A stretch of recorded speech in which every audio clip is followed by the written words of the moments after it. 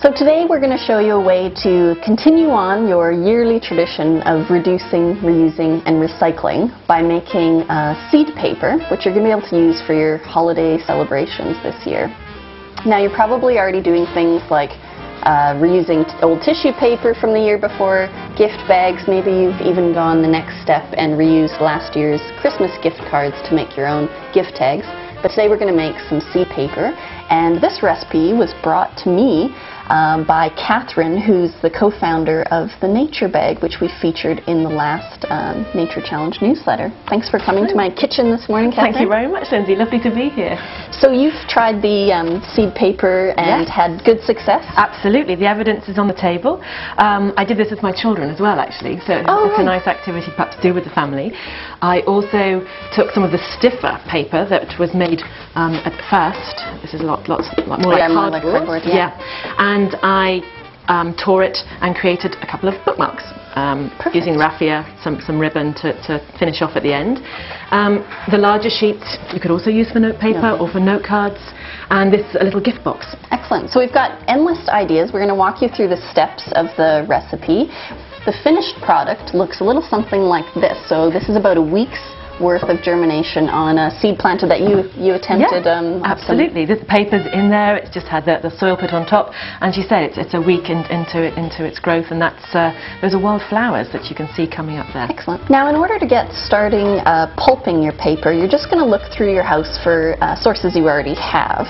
I keep these just in a blue box under the desk.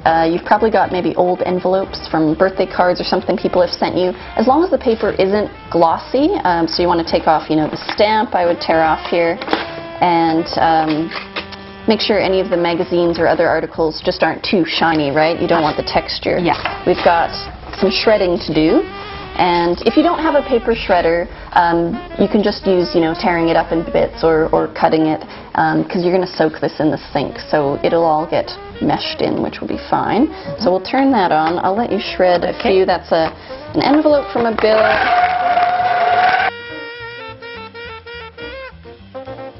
Now, what types of paper did you end up using for your stock? This paler coloured paper, I was using the paper from Mandarin Oranges. Excellent. I had white paper, it was actually white paper, and that was fantastic. It was very soft to start with. And I also added one with a brown paper bag, also went in there, and we ended up with this sort of yellowed colour. The green, these were newsletters that the children had brought home from school. Haven't quite gone to the e-newsletters yet. So you've got the pink and the blue and the green are actually showing. You've also got some of the lettering you can see, and the brown are leaves. I actually tore out some little leaves and threw them in at the later stage. Not at this stage, but perhaps we'll come to that, but the brown are leaves. Yeah. So once you've shredded your paper, either in your mechanical paper shredder or just by hand, you can just add it to a sink full of water. This is just warm tap water. Once you've let this soak for 30 minutes, I just use a measuring cup, and you're going to use it to pulp in your blender. So you're going to take the mixture, and you want to make sure you've got some water in there so that you don't wreck the blades on your blender.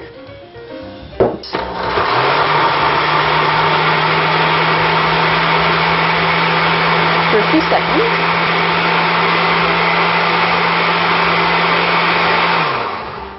So you can see it basically turns all to a gray, mushy consistency. You've got a few chunks, but that's okay for the paper making process, and it just sort of looks like a really soft, fluffy mixture. And you can now do the second process by putting your pulp in the other side of your sink, or you can just use another tub or bowl where your frame will fit into. So now that we've blended our paper bits, and the rule is about 3 blenderfuls of paper, but it's really going to be dependent on your reservoir that you're going to be filtering through. So, Katharine, you use a tub here. I use a tub, and the depth you want. Once we'll talk about the frame, but once you basically want the depth sufficient so the frame will disappear. Will sink inside. Exactly. So. And onto the frame, so I use mine in the sink, so I just measured it so that it fits the other side of my sink. The frame's pretty simple.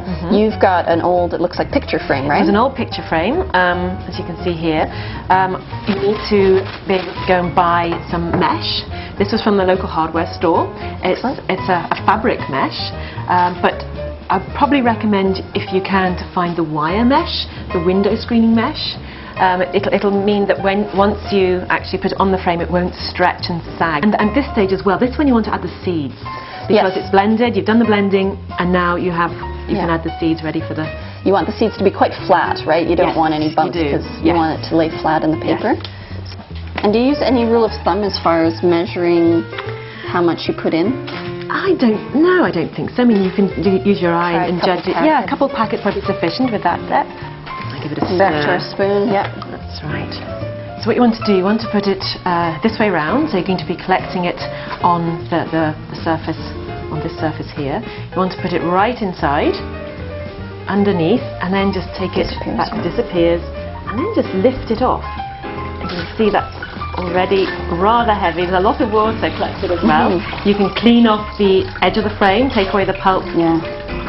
The next step of the paper making procedure is, now that we've strained out all the water and we've got it on our frame, we want to get it onto a bunch of tea towels. This is going to help drain all the excess water out and where your paper sheet will dry.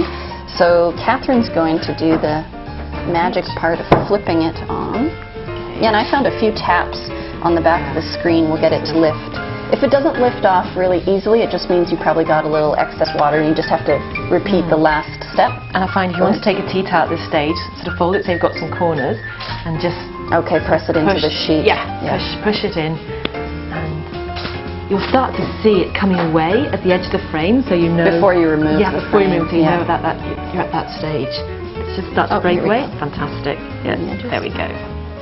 Just pull it apart, and then you've got your sheet of paper. And so you can layer your tea towel. See, it's already lightening up quite a bit from the grey.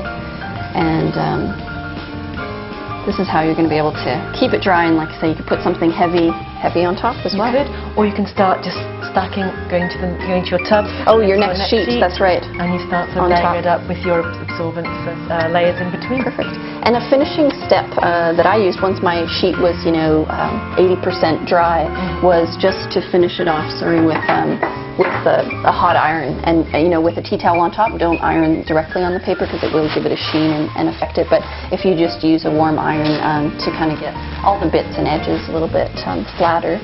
So even when the paper is quite damp, you can handle it. And I guess some of the last tips we would leave folks with is, don't forget to let folks know what seeds you planted. Absolutely, include those planting instructions as part of your bookmark or with your notelets or your note paper that you're giving. And the other thing I found, I guess, was when I was trimming and crafting my final pieces is, as you get scraps and bits that don't work, you can just put them in your compost bin or right into the garden. It's just pulped paper, so you can recycle the recycled bits again. Thanks for coming, Katharine. Thank you very much. I can totally see how this would be a great kid activity or things to do with family and friends. They found it fascinating. They really did. Okay.